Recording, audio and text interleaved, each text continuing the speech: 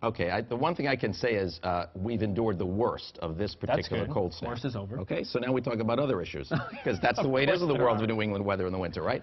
All right, first of all, I do want to let you know, especially if you're living down across southeastern Mass, New Bedford, Plymouth, down on the Cape, Falmouth, Hyannis, Chatham, there is a high wind warning in effect. This is for the Cape for tomorrow, because the southwesterly winds are going to be quite strong, 20 to 30. There could even be some gusts between 40 and perhaps as high as 50 or 60 miles per hour. So that could cause some localized wind damage. And then further up along the coast, farther up along the coast, all the way to the North Shore, southwest winds 15 to 25, but also could be some gusts 30, 40, or perhaps even 50 miles an hour. Now, I'm showing you one of our computer models projected wind gusts. I have to admit to it, usually overdoes it, but it's the idea that I wanted to show you of these winds, kind of showing these 40 to 50 mile per hour gusts, Providence on across to Chatham, and that could stay that way for a fair part of the day tomorrow.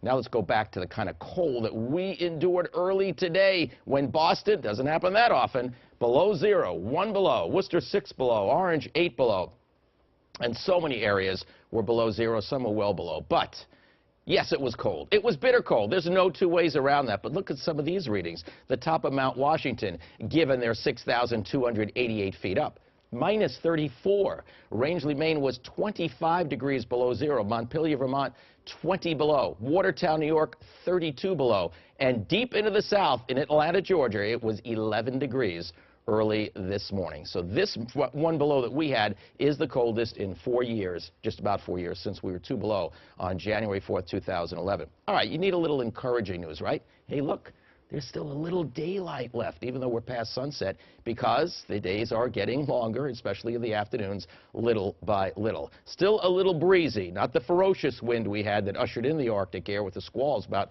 24 hours ago, but it's 18 in Boston, and because the wind is going to stay out of the southwest tonight, it's interesting. The temperatures may drop a couple of degrees this evening, then they'll level off and actually go up a little bit during the overnight readings, during the overnight period. Now, there's some type of an issue here, reporting issue out of Worcester, so that is erroneous. It's not 27 degrees there. It's in the teens. As it is virtually everywhere else, it is 21 right now on Block Island. The winds are out of the southwest. That's what I want you to notice, the wind direction. But down in here, those winds will become very strong by tomorrow morning.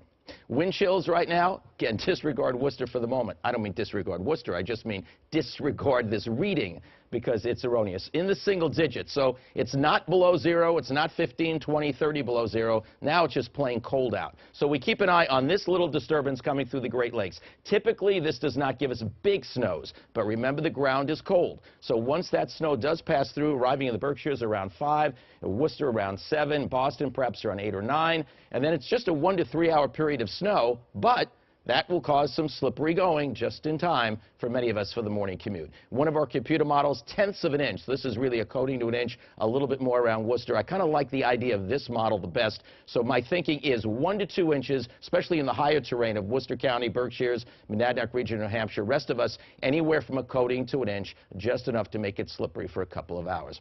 All right, that is tomorrow. In the afternoon, the temperature may even bounce up to about the freezing mark. In fact, it might even be there by late morning.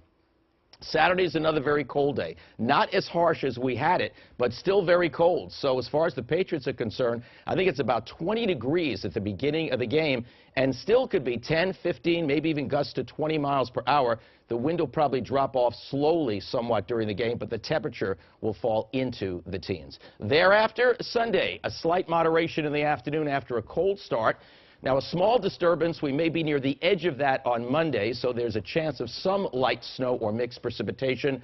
And then cold weather is likely on Tuesday into Wednesday. There's a chance of a coastal or ocean storm affecting us around Thursday of next week, but there's also, at this point, an equal chance it might stay too far south to really impact us significantly. So we'll just follow the possibilities as we go along.